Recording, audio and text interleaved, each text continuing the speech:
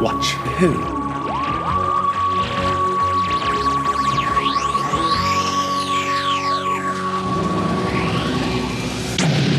Hello, Hello. and welcome to Watch Who, a Doctor Who podcast. I'm Mark, I'm Sarah.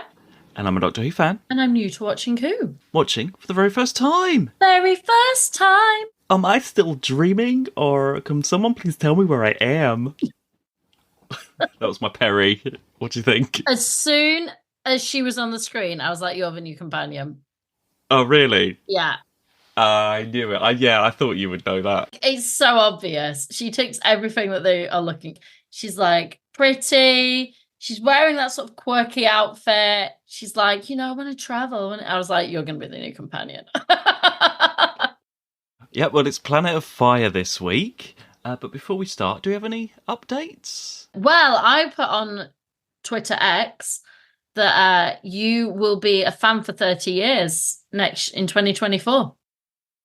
Oh, true, yes. Yeah. I literally tagged you in it, love. Yeah, I know, yeah. I forgot you put that. But yeah, I need to update that, yeah. I don't know what point next year, but next year, when will it be? I will try and find the date when I first watched that episode. Or was it a birthday or was it a pre-birthday thing, do you think? No, it was... Well, it depends. When do you become a fan? When you first watch an episode? Or does I it don't take know. a little bit of time? That's for you to decide, isn't it? Okay, I'll have a think You have to about work that out your own anniversary, not me. I'll work it out and we'll have a party. So, yeah. Have you seen about this... We've got the Doctor Who Christmas special coming up. Yeah, going back on Christmas Day. New stuff on Christmas Day.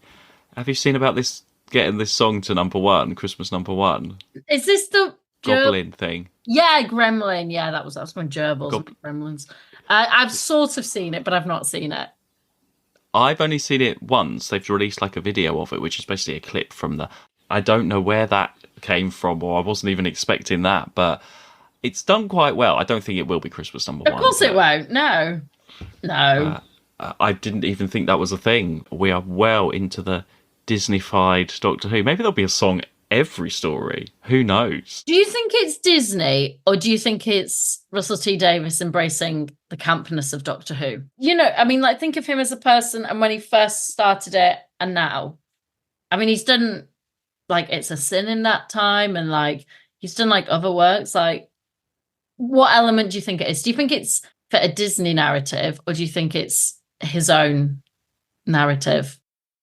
I have no idea. Maybe it's just going to be a bit more appealing generally to people.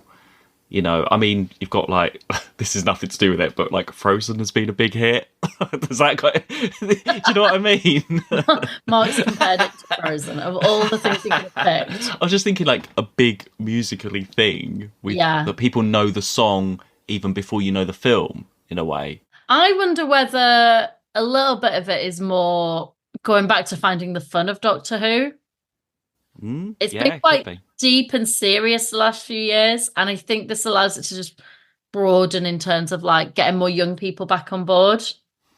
Yeah, making it a bit more of a family. It's so scary. I mean, let's look at those specials, those arms and stuff. It's so freaky and scary, but there's also something very fun and light about it. Oh, talking about that, the specials. My mum watched them. All right. And that second one, the Wild Blue Yonder, my mum was like, oh, it was a bit boring. It's a bit slow. Nothing really happened. They could have edited that down a bit.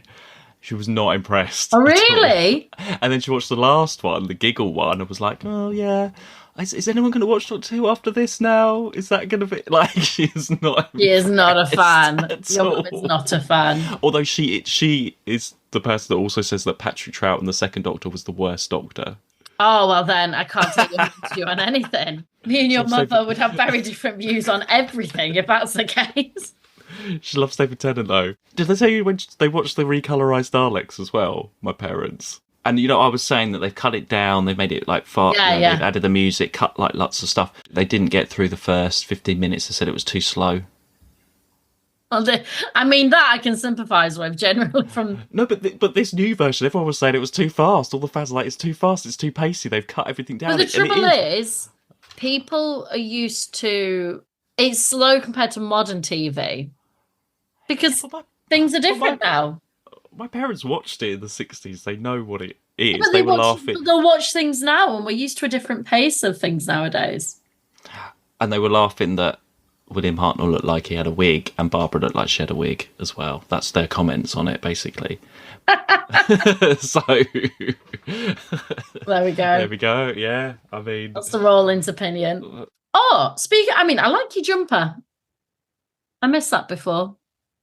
I couldn't see the top, and then you moved back a second ago, and I got more jumper. I'm enjoying that. Is it festive? oh, it's autumnal, isn't it? Yeah, I like it. Fun of that. Yeah. Well done, you. Thanks. Shall we get on to today's episode? Oh yeah, sorry, I thought you were going to say something. No. You didn't? Oh right. No. So it's a bit wintry at the moment. It's cold outside. It's Christmas time, freezing cold. We're going to take the plane. We're going to head off to Lanzarote to hotter climes. Are you ready? You pack your suitcase. Always. Planet of Fire. I was going to sing something then, but I'm not going to. I noticed that pause. That's why I didn't say anything. The moment, like, is he going to carry on? In that pause, in my head, I went, hard. Right, well, But you've done it now. okay. It's all going on now. So we left Tegan last time. Yeah, we don't talk about that, do we? No, back on Earth. No, they do mention Tegan at the beginning. Turlough Very says. brief, and then, like, we're off. Yeah, well, there's lots going on. But I'm trying to think, actually, the very beginning, they don't, because the very beginning is this whole leaving her on the boat and stuff with Harvey or whatever his name is. Howard. Howard. Okay, are we going in story order? Well, okay, let's talk about that whole bit. Peri and all of that. Harry and going on. Howard and... Peri and Howard and everything. So we have Peri, who is in Lanzarote with her stepfather, apparently.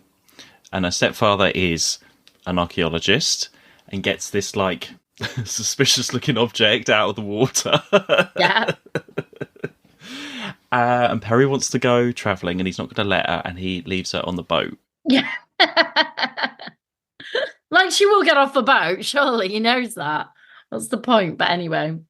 So, like you said, perfect setup for a new companion. Yeah, she's like, I want to travel and see the world. She wants to travel. She wants to get away from her parents. Perfect, isn't it? Yeah. Okay, what are your first impressions when you're seeing Peri? When you're seeing her being proactive, jumping off the boat, getting into a bikini, putting everything in a plastic bag. I mean, yeah, fine. She's very much the companion I would expect at this time. It's funny she's American. Yeah. So we've had, obviously, Australian. Is it because Doctor Who is now appealing globally? And so they're trying to make it more of a global... Well, this is the thing. This is sort of a bit of the criticism at the time. So the producer is spending a lot of time in America. Doctor Who is starting to go over to America. So they've had, like, the Fourth Doctor on, like, reruns over there. Yeah. And then the Fifth Doctor stuff is coming over there. And in the producer's mind... The Americans are loving Doctor Who, so let's put an American in Doctor Who. But I think the reality is the Americans love Doctor Who because it's British. I mean, it's very 80s. It is. There was. Do you know what? It reminded me very like James Bond-esque. Do you know what? That's funny you say that. They went over there. They filmed in Lanzarote.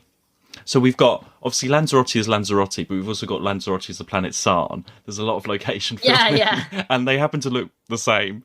And Turlough finally got into a new outfit. Oh, God, we'll have to get to that as well. Yeah, Turlough rescuing Peri. It's because he's in Lanzarote. Yeah. So they went over there and they had like a press call and everything for the new companion, and they dressed up Peter Davison as the Doctor and Peri in the bikini as the Bond girl. There's like a photo shoot, James Bond style, of them both. Is there? So, you know, they were, sort of leaning into that.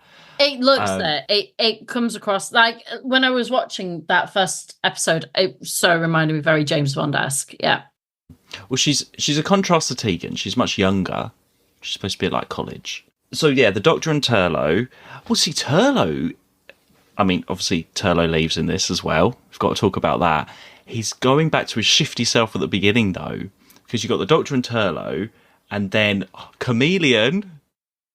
a chameleon who I'd completely forgotten about until, I mean, like genuinely I'd forgotten about. I forgot to do Chameleon Watch every week. That's why I should have kept that up. He's been I in was my like, mind oh every yeah, week. he's on board. He's always in my mind, Chameleon. I love Chameleon. How do you love something that has no appearances? Well, he's just. I like to think he's in the background the whole time in his room doing whatever he does. But it's nice to have Chameleon back there. So it was a nice surprise to see him. It was a surprise to see him. Just a surprise. And I noticed in his first scene, he's lying on the floor. They haven't even stood him up because he probably can't stand up very well for long. Yeah. Like, it's a great story for him because when he's up, he's silver and a humanoid. And when he's down, he's a robot. Just have to lie him down.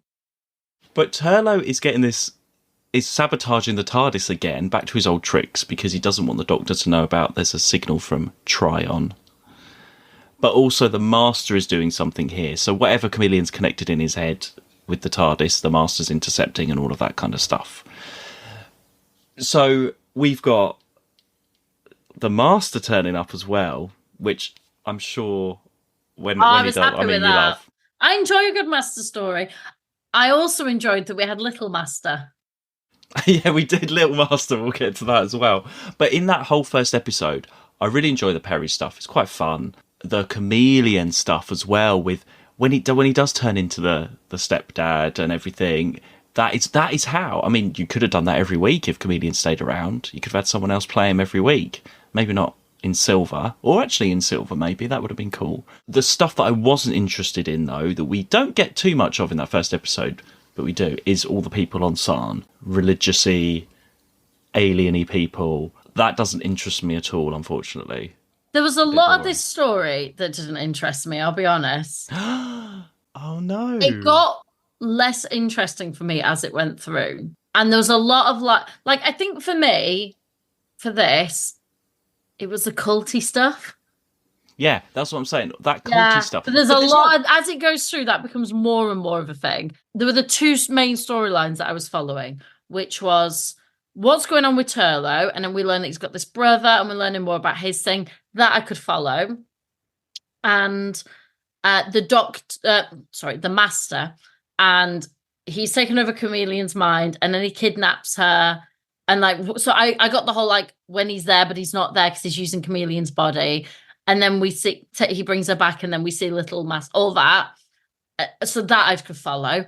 Everything else in between about the sacrifice, the this, the that, wasn't interested. And as I was going through, I was less and less following. So they come down, they find those gases. Turlough turns off the gases. I just whacked my hair in front of my face there. Sorry. I'm getting really interactive. Turlough turns off the gases, so at least someone dies. Then the Doctor turns them back on. We see the blue gas that, like, I got that. And then later on, there were things I didn't get with it, like why are we doing this? And I don't know. For me, a lot of that stuff was just going over my head. I couldn't understand why the Doctor was going to different places in the third, fourth one. Okay, well, I was just slightly opposite because I didn't appreciate all the culty stuff at the beginning, but as it tied into Turlough's story, I did get more into it, and it does tie up quite nicely. I mean, those first episodes, they're walking across the landscape. I mean, amazing landscapes. They're doing the Amsterdam thing. They want to show off that they've all gone on holiday. Yeah, basically. Yeah. Oh, they've got to justify it. Got to justify the expense. So yeah. And it looks great. So yeah, at the beginning, I'm not interested in all because you got Malcolm, Turlough's brother Malcolm. No, not Turlough's brother Malcolm. Yeah, that's Malcolm. Oh, Malcolm. Sorry, I'm thinking of what's thingy's stepdad, Howard. Sorry. Oh, Howard. Howard. Yeah, sorry. They're all really boring. Not boring. Do you know what I mean? But like old man names, Howard and Malcolm. Howard and Malcolm. They are a bit random, aren't they? Not boring names. I did not mean boring. I meant old man names. Sorry if anyone's called Howard. I know a really nice Malcolm. And I know a really nice Howard. I'm sorry. I did not mean boring at all. They're fun people. But continue. Unusual. They're not really your spacey names, though. Malcolm isn't really a space name. But you got well, actually, we learned Turlough. That's his surname. Yeah, he's Vislaw Turlough. Even then, why have they named one brother that and the other Malcolm? Yeah, Vislar Turlough and Malcolm. Malcolm Turlough. Malcolm Turlough. That's a quite nice name, actually. Yeah.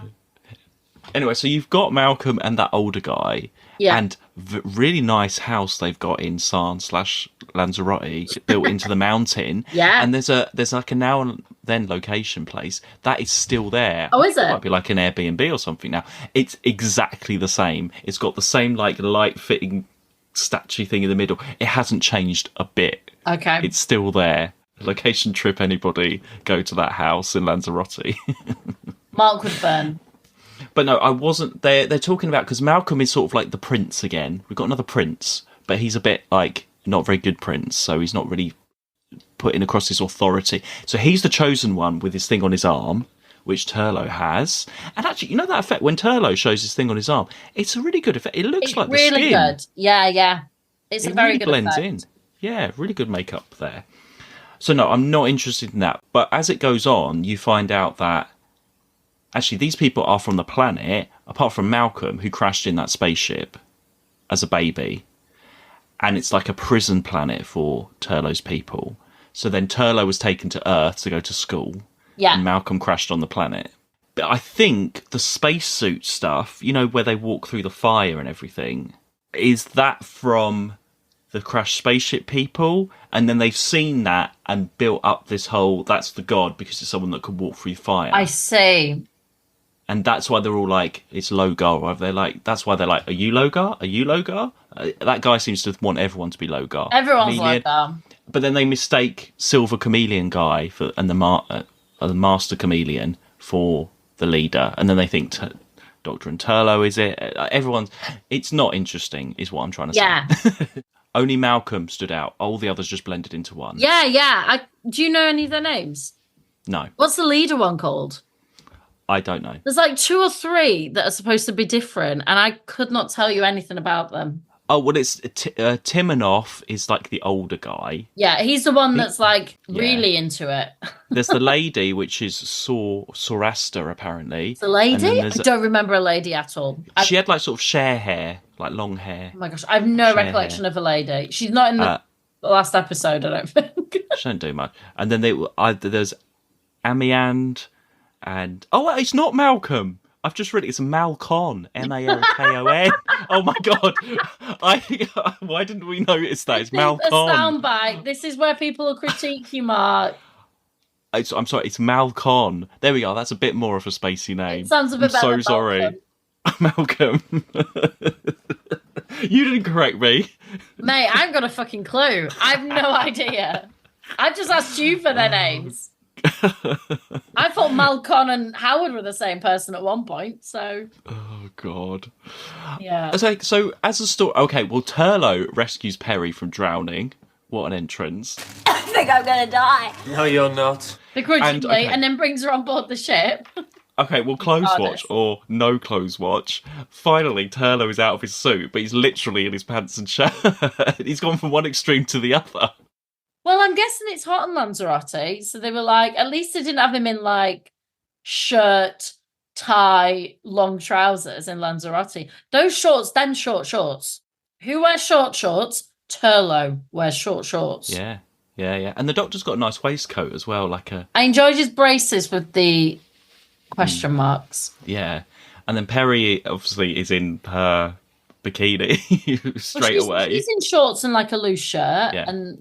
Yeah. But she's on holiday. She's, it's the perfect introduction for a new companion. Well, she doesn't have a great time to begin with. She is left pretty much on her own straight away. Yeah. Because there's a lot of running around the rocks.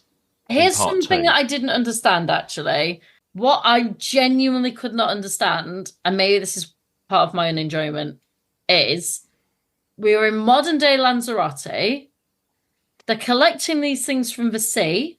How did they end up in this other place? That is a very good question. Like, that kind of came across my mind. I could not work out. Are they in a different timeline? Like, is the TARDIS taking them back?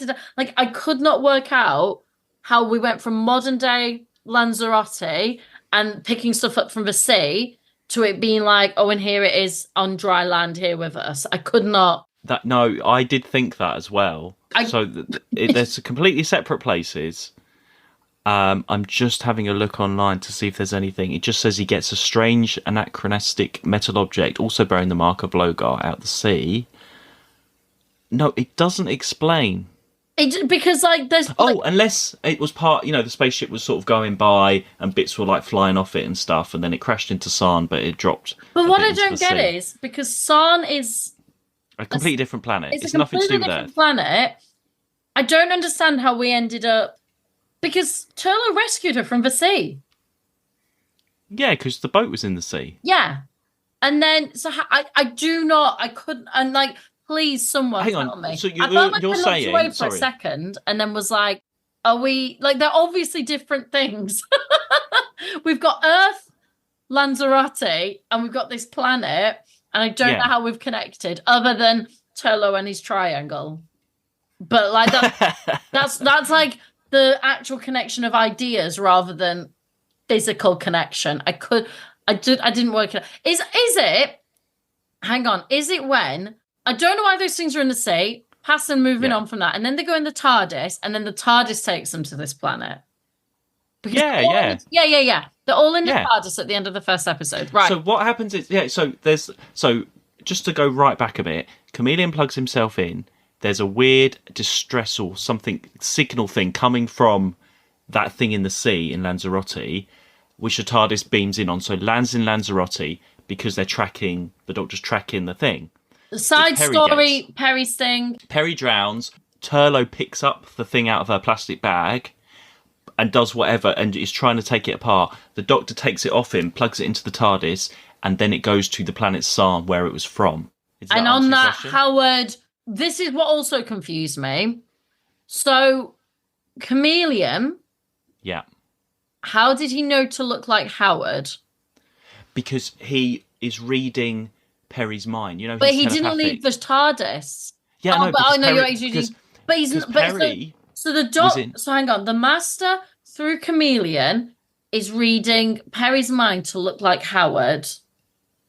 Well, a chameleon takes on whatever, does he? Because he's a chameleon. So when Peri's in bed having that nightmare thing, you see Chameleon on the floor, and that's when he first turns into Howard because he's picking up Peri's nightmare. I see. When she's like unconscious, but also the Master is controlling him as well. So he's got all these. He's got lots of people sort of influencing him. That's the idea of Chameleon. Yeah. So he's influencing. So that's when like Peri's like shouting, "Come on, Chameleon, you're there somewhere," and trying to influence with the mind. You can sort of control him with the mind. Whoever's mind is stronger. But then when Peri first wakes up and goes in, it's Howard pretending to actually. Chameleon pretended to be Howard straight away. Yeah. Isn't it? Until the end of that first episode. That's what was confusing. And then suddenly turned into the Master. There was things like that. I was like, has the Master, but the Master wasn't on Lanzarote. There was a lot of me just trying to, equally, ironically, the first episode I really enjoyed. Yeah, I mean, it was once we sort of got to like Sarn and we're in like a cult, and then then everyone gets broken off, and I was like, oh, there's a lot to follow. I quite like, Peri's just running around rocks most of the story. She doesn't have a lot to do, and she's on her own a lot of the time. She's not really with the Doctor. But then she ends up finding, because Turlough finds the crashed ship, and he's piecing it all together, and Peri's just sort of running from one place to another around. Well, and she sort of spends a lot of time with the Master, actually, doesn't she? Because that rock falls on the Master's head, and then she escapes and stuff. There's all that sort of stuff going on. But miniature Master reveal is very good. I mean, you love Planet of the Giants. You love it when someone gets small. You love that guy in K9. I do. It ticks a lot of my favourite boxes. I love the Master. And when I saw Little Master running by a fat, I was like, love this. That's done really well where he's inside the console and she's like got a shoe and she's like... Yeah, I enjoyed all that. I enjoyed Little Master. Little Master's like... Where she sneezes and loses him. There's that shot of her sneezing. Like just two sneezes and she's like, where's he gone? Well, Chameleon sacrifices himself. So there we are. End of Chameleon. Yeah, I've forgotten about Chameleon completely. And the whole idea... and Malcon is saved because he gets shot and then he's saved. And he's the blue gas and he's revived. Yeah. And that's why the Master is there in the first place he's using Chameleon to get his box into the blue gas to make him bigger again. That is the plot. but And then then uses the doctor fire and he turns to fire. the doctor does something and then doesn't really help. He and turns just to leaves fire him is not what I meant. Turns to fire. Well, he does in a way. Yeah. The fire And then turns, he's and burnt. Turlough decides to stay behind. Doctor, I shall miss you. I don't want to go, Doctor. I've learned a lot from you. But I have to go back to trial. It's my home. Better to go back while you're a bit of a hero, eh? At what point did you think Turlough was going to stay behind? Maybe the third episode, third or fourth. Okay.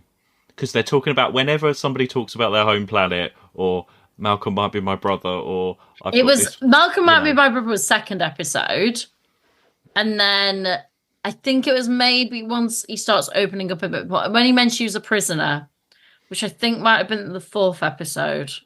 It would have been nice, this story, without what's her name? Peri. Because actually, all right, do you know what, they saved Peri and all that. I think there could have been other ways that Chameleon could have been used to influence. And I think this would have been a really nice just Turlough learning about his background story. And instead, you have two very clear narratives going on. That's, I mean, you need your baddie of the Master, but like you had the Master Peri whole thing going on with Howard and all that. And then you have the whole Turlough thing. And you have the very boring, for me, cult thing.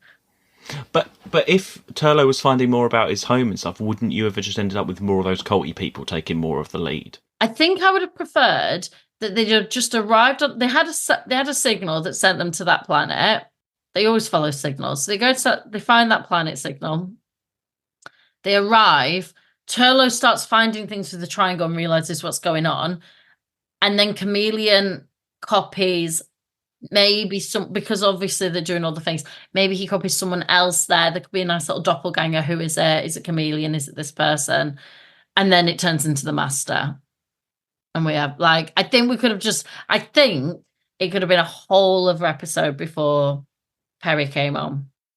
But I like that Peri has some great lines, though. The one where she's like, and then the robot turns into a gangster. Describing the Master. That was quite funny. But I don't know. I think it adds... For me, what it did was take away from what would have been Turlough's last story. Because, we don't know much about Turlough. We've said this. He's been in a school uniform all the time. Yeah, but the Doctor even says, why haven't you talked about anything before? Or why would he say he's a criminal or a prisoner on a thingy planet? Because he said there was a war and they were on the wrong side, and then they were like prisoners of war sort of thing. But that's why I think it would have been more interesting if that could have been a bit more of the story than also trying to introduce a new companion. And also, I don't know, I feel like it would have been nice. Turlough goes, and then maybe the Doctor goes somewhere like Lanzaraote or whatever to he's lost two companions and he goes for a break or something and then ends up in a new adventure. That I think would have been, I don't know, for me, trying to mush. Also, I mean, I know he does help her, but I don't know, for me, that was a really interesting story to learn more about Turlough before he goes, and it kind of all gets a bit messy and muddly. And the Doctor's not that bothered about. But he's going to take Peri home, and he's like, okay, you can stay. He doesn't seem that bothered about her. He hasn't actually spent much time. No, with her. Exactly. That's what I mean. And so I think it would have been nicer if they'd have had their two, just them together on that story, and then the next one. There was a good moment between the Doctor and Turlough, though. The bit where he's like, "Are you holding anything back from me?" Yeah. There was some really good our moments. friendship will be over if you are lying to me, or you're you're not saying. That was there's still Turlough's always been that. What is going on?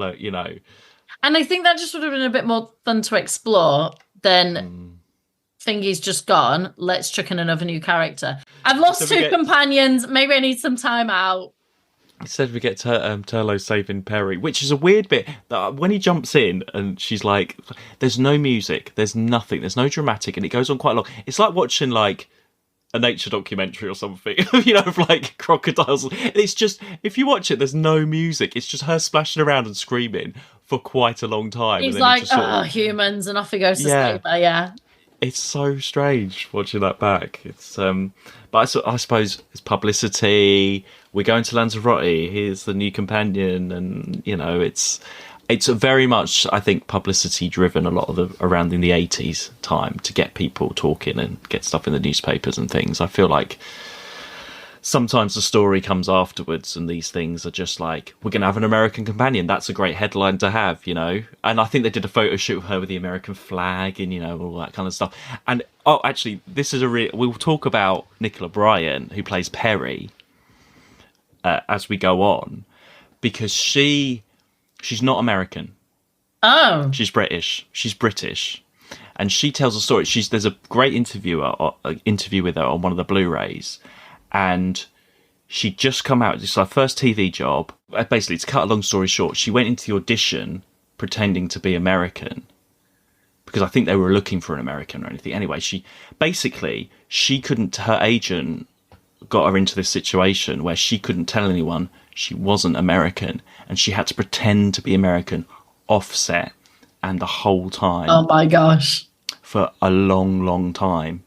That people didn't know she was. It went on for months and months and months and months that she wasn't American. She had to lie to everybody. That is weird. But we'll talk about that as we go on. But because also, she's like there with an American. That is so weird. Like, she sort of did it to get the job. Sometimes I think back to we think of the BBC as the BBC, right? And we think of it as this higher. And then I think of some stuff like 70s, 80s, and I'm like, and that is a prime example of what was going on. The producer was like, "You are American," and later on, I think she's married. She's like, "You're not married. You're single. You're American. All for public. You know, you're not allowed to tell anyone." Like, there was, these sort of restrictions on. She was told to do it, and she went along with it. But just rounding off, because as we're saying goodbye to Turlough and Chameleon, so I was looking up, who do you want to know what happened to next, Turlough or Chameleon? Turlough. Okay, so Turlough. I keep forgetting Chameleon existed, so definitely Turlough.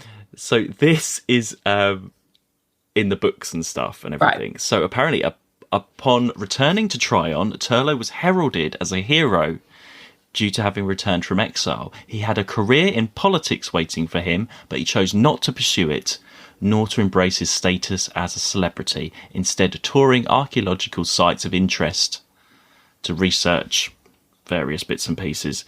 Basically, he goes on as an adventure with one of his friends. And then apparently Turlough was visited on Tryon by the 10th Doctor, and Emily Winter, whoever that is. So David Tennant came to visit him after they found a diary that purported to be his. However, Turlough confirmed that he never kept a diary. There we go.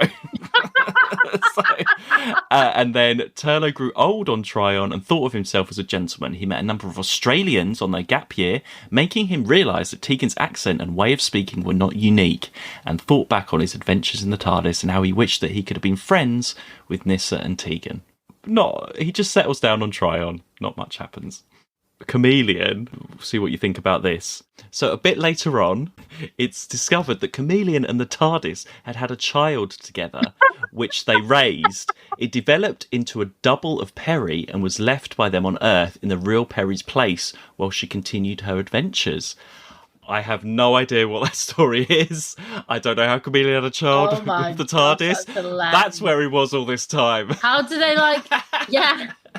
who gave birth? How did that happen? Oh my gosh, that's so funny. So many questions. I might have to get this story. It's called The Reproductive Cycle. It's a short story. All these people are moaning about two TARDISes right now. Okay. Oh, I need to find out. But how interesting. And we'll wrap it up there. Mark, where can you find... Well, what's next? Oh, yeah, so four-parter, and it's called The Caves of Androzani. I'm guessing they're going to be on Androzani, because everyone... Well, it'd be good to see with the Fifth Doctor with someone else, because he's had Tegan all that time, and Turlough all that time. It's a nice change for him. And I have to say as well, we always forget, the Doctor's great, actually, in this. He's actually consistently... The Doctor's... He was really good in this, yeah. Yeah. We always forget him, but... And actually, the Master as well. We've seen a couple of times now, this one. He's great. He's brilliant. With this Doctor, there's just sort of there's no... I mean, there is showmanship, of course, but there's no, over-the-top show. He's just there, and he's present, and he exists, and leads the story on, and he's always good. He's always consistent and good. But sometimes, especially with this Doctor, whereas previous Doctors, it was about the Doctor, this is always about the story. The Doctor's just the lead in it. In the meantime, you can find us on Twitter and Instagram at 2WatchWho, and you can support us at buymeacoffee.com/2WatchWho. And thank you for everyone that has supported us this year. And thank you for all your comments. Yeah, thank you. And recommendations, and people recommending the podcast, and all the listens. People are listening. All of our Third Doctor stories have had loads of listens this last week. Someone's on a Third Doctor binge. It's had tons this week for some reason. So I hope you're all enjoying the back catalogue of... We've done like over 160 episodes, you know. Gosh. God. Questioning my life choices right now. And we will see you soon in the new year. Bye. Bye. To watch who?